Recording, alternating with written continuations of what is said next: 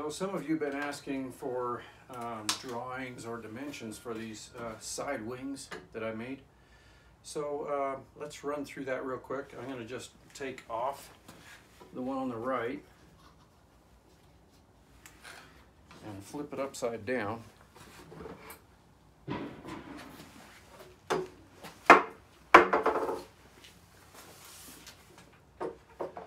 On the other one. So you can see the bottom side of all of this.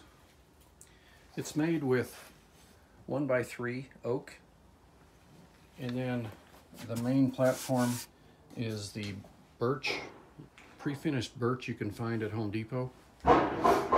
So what this slot here is for is over on this side you'll see a stand that comes from Dewalt. We're starting out at 13.5, and I cut off 5 inches.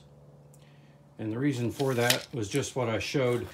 Your inside of the wood, that is this right here, it won't come any farther forward than that.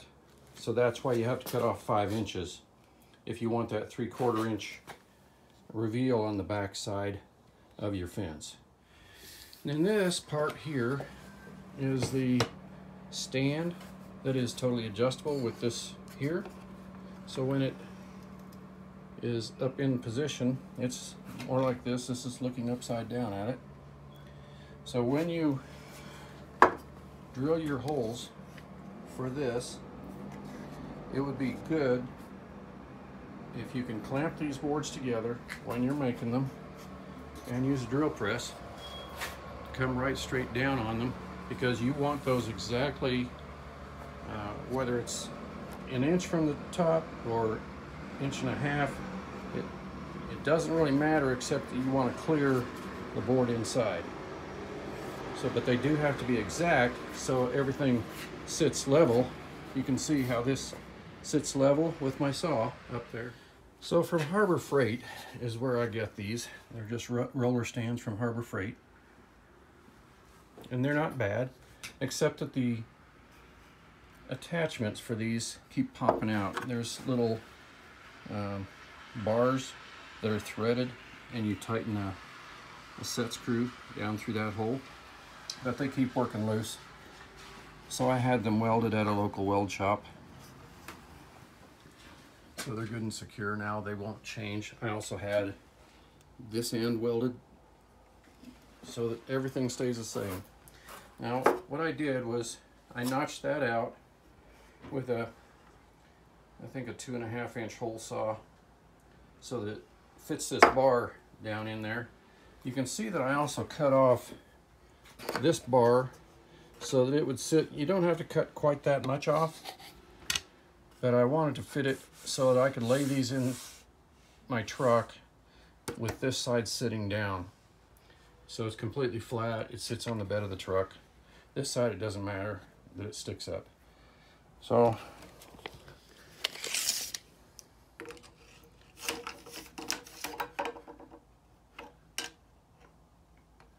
normal is about 8 inches, and I cut off about 3 inches. You could get by with cutting it off at 2 inches off and still fit in there just fine. I'm gonna just show you a little bit about adaptation I did to my miter saw wings. And I copied the idea from Spencer at Inside Carpentry. If you haven't seen his videos, they're great.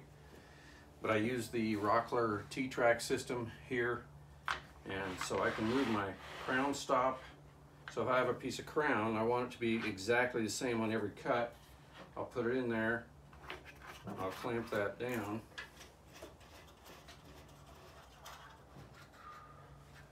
and that won't budge. So I can make my measurement as I need to and be exactly the same on both sides.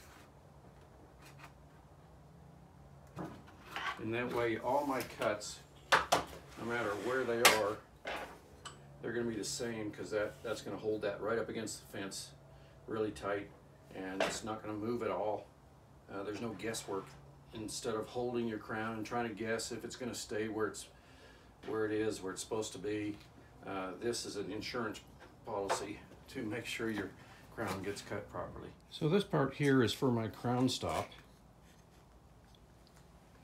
and this is T-Track that's made by Rockler, and you can buy it at Amazon or any Rockler store. I live in Denver, so Rockler does have a local store here, but they come with these different length bolts and knobs that you can work with. Hopefully this gives you enough information you can make your own. As far as the angles that I cut, depending on if you have a standard miter saw or if a compound sliding, the left hand will be the same angle, but because this is a sliding compound miter, meaning flip that up and your whole saw can go sliding along the slide bar. Okay, so the reason for that being a different angle on the right, they give you a full 60-degree angle on the right side, and that's mainly for storage, I think, but it does come in handy when you need more than a 45 as well. But it lessens the depth of the saw as you carry it in your truck, so it's not any wider than a non-compound sliding miter.